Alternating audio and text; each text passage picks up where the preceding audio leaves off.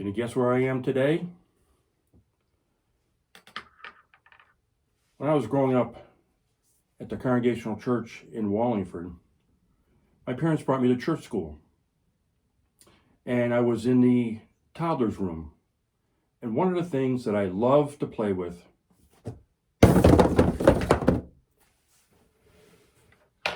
were the cardboard boxes.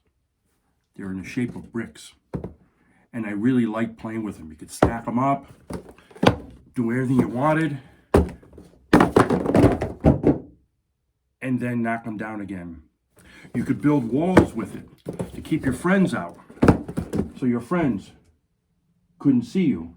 But then you always knock down the walls so you could see them.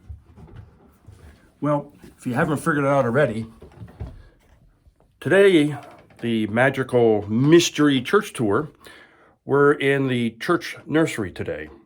And maybe this is not a place that you get to sit at very well, or very often, I should say. The chairs might be a little low for you. Some people might have a hard time getting up out of the chair, myself included these days. But we do have this wonderful nursery that has been tended to over the years. And while we don't have a lot of toddlers these days, this room always remains available and open just in case a toddler or young child comes into our care. And we have everything from colorful drawings to a ready-to-go diaper changing table to all kinds of crafts and toys and books to have. And that's part of our job as a church, is to be ready for the coming generation. Sometimes people think of the church that we should be dealing with the kids because that's the church of the future. The reality is, it's the church of now. And so we need to be ready for that. So we provide this space. We keep an ear out for what could be a child that's going to come by and be in our care. When we take our baptismal vows with our parents, the parents vow before God and before the whole congregation to raise their child in a Christian manner, to have the influence of Christ upon their lives, not only by the words of their mouths, but by the actions of the parents' lips. And the congregation has to stand and pledge once again to yet another child that they will support them. It's a time for the church to renew the idea that they are here for a reason. That the church is not only a body of Christians gathered together on a Sunday morning, but that the church is an embodiment of God within the world. And that as they stand and pledge to support those parents, they are renewing their pledge to support the church in many ways, whether it's through their actions, through their financial donations, through the words and acts of support that they give to parents and all children, and actually one another. In our church children's library, we have a wonderful library, the church's children's library. We keep a lot of great resources and things like, I'm just going to show you a couple books. This is The Lord is My Shepherd, the 23rd Psalm by Tasha Tudor, which is a great little book about the Lord's Prayer. Of course, we have the Child's First Bible, which has age-appropriate illustrations and words, which is a great thing for kids to look at. You have Prayers for Children that can be used, the 10 Commandments for children, all wonderful books. We also have books that talk about putting faith in action, and one was co-written by a good friend of mine, Molly Finney Basquette, Remembering My Pet. It's about what happens when a beloved member of our family, or a pet, dies, and the feelings that are involved, and how God feels about it, and how we might consider to look at it as well. We also have a number of books that are written by our own folks. We have a wonderful, talented group of folks in our church, as you probably well know. And some of them happen to have written children's books. And so I'm not going to read these to you, but I'm going to show you a couple. The first is Tractor Mac. It's one of my favorite Tractor Mac books because this is Tractor Mac Family Reunion by Billy Steers. And Billy has it's been prolific in his artistic skills. and this is one of his books. And one of the main characters in this book is Iron Dave, which is right here. It's a steam engine. And I'll give you a little hint here. I'm very honored because in here it says, "To the real Iron Dave." He named the steam engine after me, and I'm so honored that he would do that.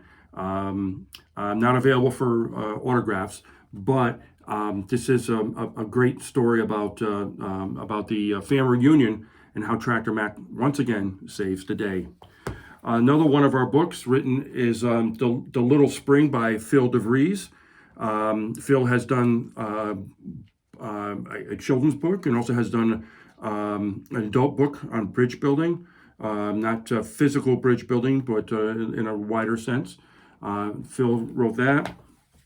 Mercer Mayer, another prolific children's book author.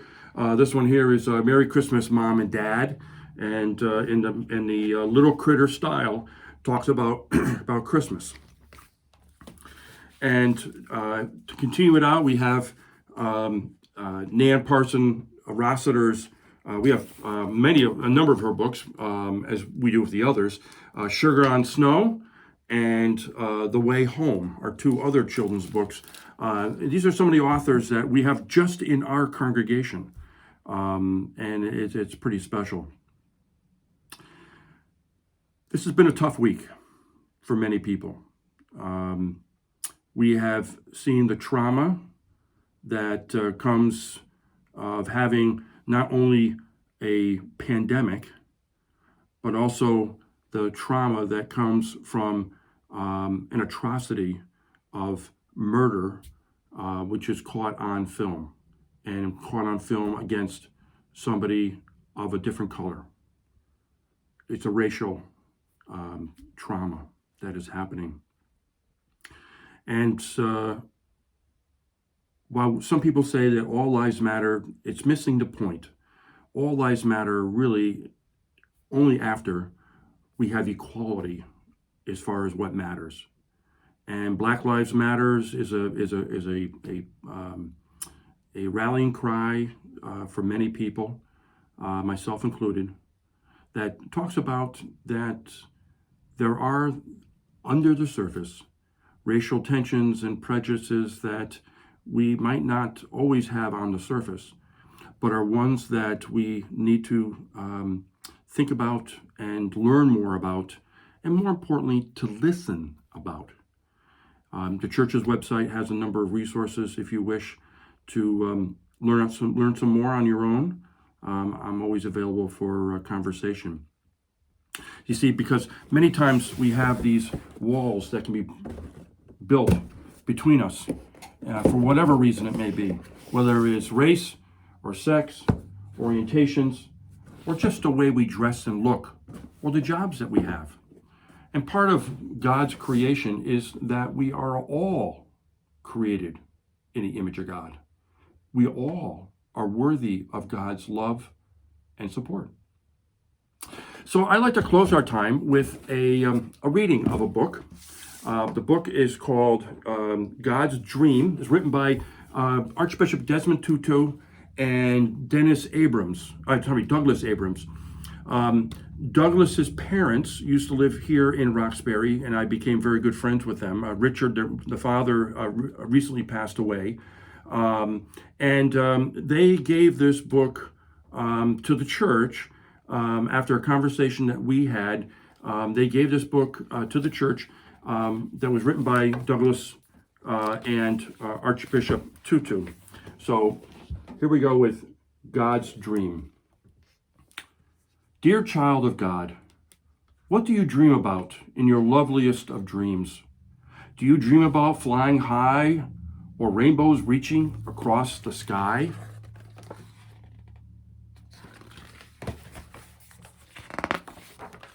Do you dream about being free to do what your heart desires, or being treated like a full person no matter how young you might be? Do you know what God dreams about? If you close your eyes and look with your heart, I am sure, dear child, that you will find out.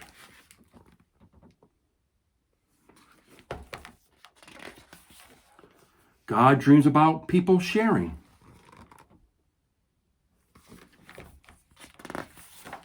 God dreams about people caring.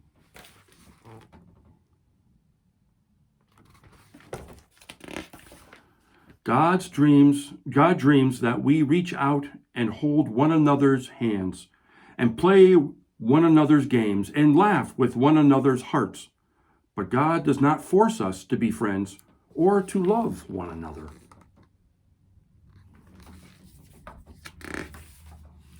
Dear child of God, it does happen that we get angry and hurt one another.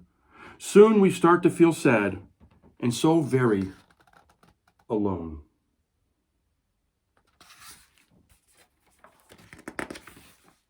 Sometimes we cry, and sometimes God cries with us. But when we say we're sorry and forgive one another, we wipe away our tears and God's tears too.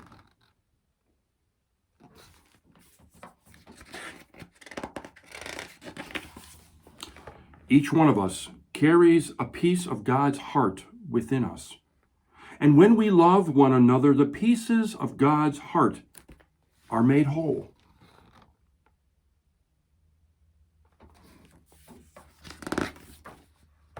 God dreams that every one of us will see that we are all brothers and sisters. Yes, even you and me, even if we have different mommies and daddies or live in different faraway lands.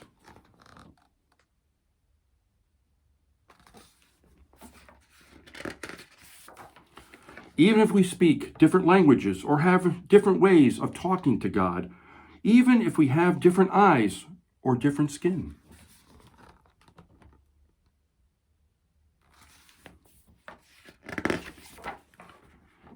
Even if you are taller and I am smaller, even if your nose is a little and mine is large, dear child of God, do you know how to make God's dream come true?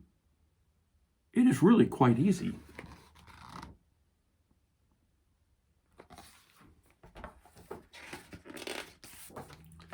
As easy as sharing, loving, caring.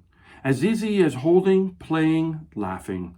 As easy as knowing we are family because we are all God's children.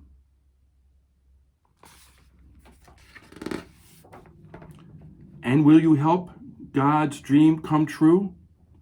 Let me tell you a secret.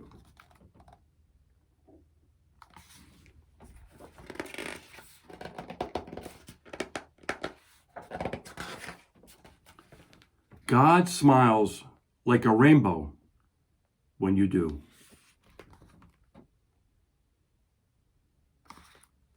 The end. Have a wonderful week, everyone. Please be kind to one another and kind to yourself. May God bless you in the week ahead. Take care. See you next Thursday when you'll never know where I might turn up.